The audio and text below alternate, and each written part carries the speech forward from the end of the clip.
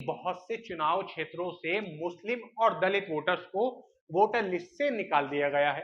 आप अंधभक्तों को बेवकूफ समझते हैं क्या कि मोदी जी की एंटायर पॉलिटिक्स डिग्री पर खुद भक्तों को भी भरोसा नहीं। सलाम, नमस्ते, आदाब दोस्तों। आज के इस प्रोग्राम की शुरुआत हम करते हैं मशहूर शायर राहत इंदौरी साहब के एक चुटकुले के साथ जो उन्होंने एक मुशायरे में सुनाया था। इमरजेंसी के जमाने में मैंने एक मर्तबा ये कह दिया था कि सरकार चोर है, तो दूसरे दिन पुलिस स्टेशन पर मुझे बुला लिया गया। अफसर ने मुझसे पूछा कि आपने रात मुशायरे में ये कहा है कि सरकार चोर है। मैंने कहा जी हाँ, ये तो कहा है कि सरकार चोर है, लेकिन ये नहीं कहा कि हिंदुस्तान की सरकार चोर है, कि पाकिस्तान की सरकार चोर है, या अमेरिका की सरकार चोर है, या बरतानिया की सरकार चोर है।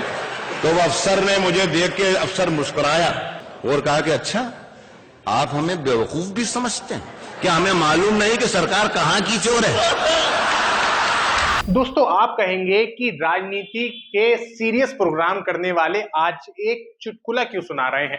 दरअसल हुआ यूं कि एक ऑनलाइन एकेडमी है, अन अकेडमी के नाम से। उसके टीचर करण सागवान ने बच्चों को पढ़ाते हुए कह दिया कि बहुत सारे नोट्स हमने भी बनाए थे, ठीक है। हर किसी के लिए बहुत मेहनत है, आप लोगों को भी काम मिल गया।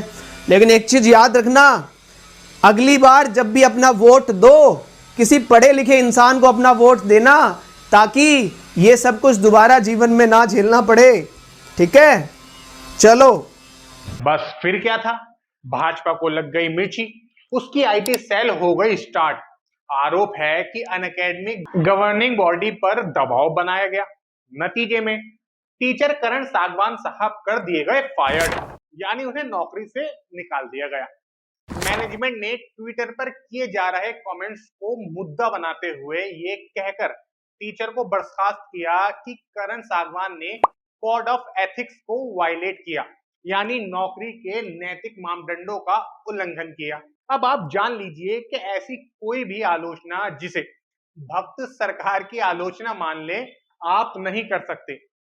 दरअसल करण सागवान जो एलएलएम के डिग्री धारक हैं और कानून के विषयों पर, कानून के सब्जेक्ट्स पर उन्हें 7 साल से ज्यादा का तजुर्बा है। वो आईपीसी पर सरकार के एक फैसले से नाराज हैं कि सिर्फ नाम बदलने की बेवकूफी भरी जिद ने हजारों टीचर्स और लाखों छात्रों पर फिजूल का बोझ डाल दिया है। अरे भाई, यही बात अरविंद केजरीवाल जी भी काफी समय से उठा रहे हैं। कम पढ़े लिखे प्रधानमंत्री होंगे, कोई आके कहेगा प्रधानमंत्री जी सबसे थाली बजवाओ, जो तरंगे निकलेंगी उससे कोरोना भाग जाएगा। इसीलिए मैं कह रहा हूं, देश के प्रधानमंत्री को पढ़े लिखे होना बहुत जरूरी है। हालांकि करण सागवान ने किसी का नाम नहीं लिया था, लेकिन बकौल राहत इंदौरी, आप अंधभक्तों को बेवकूफ समझते हैं क्या? बिल्कुल नहीं। क्या वो नहीं जानते कि अनपढ़ कौन है? अच्छे से जानते हैं, इसलिए धड़ाधड़ ट्वीट शुरू हो गए। अभय प्रताप सिंह क्या कह रहे हैं इस मामले पर, जरा देखिए। मोदी विरोधी एजेंडा, शिक्षा के नाम पर परोसी जा रही है मोदी से नफरत। ये टीचर इनडायरेक्टली पीएम मोदी को अनपढ़ कह रहा है, पीएम मोदी को वोट ना देने को कह रहा है। आपको मोदी पसंद नहीं है तो आप विरोध करें, लेकिन शिक्षा की आड़ में अपना मोदी विरोधी एजेंडा लागू ना करें। बालाजी नाम के एक यूजर भी समझ गए कि अनपढ़ किसे कहा गया। ये टीचर निराश है क्योंकि इसे वो काम करना पड़ रहा है जिसके लिए इसे पैसे मिलते हैं, इसलिए लोगों से बीजेपी को वोट देने से मना कर रहा है। विश्व हिंदू परिषद की नेता साध्वी प्राची को सुनिए। कोई जरूरत नहीं है अन अकेडमी ऐप को अनइंस्टॉल करने की। अन अकेडमी ने एक बहुत ही बेहतरीन काम किया है। अन अकेडमी ने एक एंटी नेशनल टीचर को निकाल दिया है। सराहनीय फैसला। यानी जो अनपढ़ विरोधी वो राष्ट्र विरोधी, जो अनपढ़ भक्त वही सच्चा राष्ट्र भक्त। यानी ये बात तो अब बिल्कुल क्लियर है कि मोदी जी की एंटायर पॉलिटिक्स डिग्री पर खुद भक्तों को भी भरोसा नहीं, वरना वो गुस्सा क्यों होते।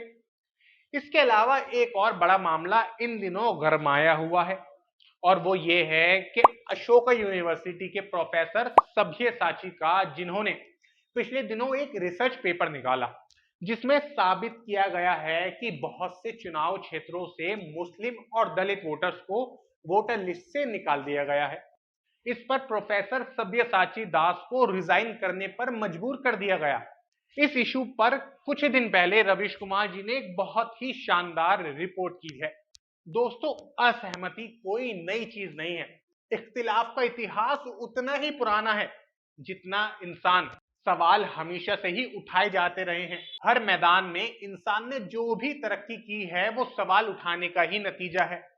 सवाल आपको कुछ नया, कुछ हटकर करने के लिए मोटिवेट करता है। ऐसा घर, ऐसा समाज, ऐसा देश, ऐसी दुनिया जहां सवाल उठने बंद हो जाएं तो वहां सब कुछ सड़ जाएगा। बदलाव का मतलब ही है किसी पुराने सवाल का जवाब। लेकिन हुकूमतों को सवाल परेशान करते हैं क्योंकि राजा का अहंकार सबसे बड़ा होता है। उसे डर लगता है कि सवाल उठते उठते कहीं मेरी सत्ता को भी ना उखाड़ फेंके। यहां यह समझना कतई बेवकूफी होगी कि आलोचना सिर्फ मोदी सरकार को या भाजपा को पसंद नहीं है। हम ये कह रहे हैं कि आलोचना किसी भी सरकार को पसंद नहीं होती। ममता दीदी को भी नहीं, अशोक गहलोत को भी नहीं, ना कांग्रेस को, ना सपा को, ना बसपा को, और तो और ना ही केजरीवाल साहब को। यानी हुक्मरानों को, राज सत्ताओं को अपनी आलोचना बर्दाश्त नहीं होती। लेकिन डेमोक्रेसी में, जिसकी बुनियाद है जनता द्वारा जनता के लिए, जनता की सरकार, तो लोकतांत्रिक सिस्टम में जनता को चाहिए कि वो आलोचना दबाए जाने की सख्त आलोचना करे, आवाज बंद किए जाने के खिलाफ आवाज बुलंद करे, ताकि आलोचना का अधिकार आपके पास रहे। याद रखिए, अगर आपने मौजूदा सरकार की गलत नीतियों के खिलाफ आवाज नहीं उठाई तो हर सरकार की तरह एक ना एक दिन इस सरकार का भी जाना तय है। उसके बाद जो भी सरकार आएगी वो भी आपकी आवाज को दबाएगी और उसके पास तो आपकी आवाज दबाने के बहाने होंगे। मौजूदा सरकार के अंधभक्तों की तरह भविष्य की सरकारों के भी अंधभक्त होंगे जो इन्हीं की तरह अपनी सरकार के समर्थन में कुतर्क, मुजोरी, वॉट अबाउटरी कर रहे होंगे।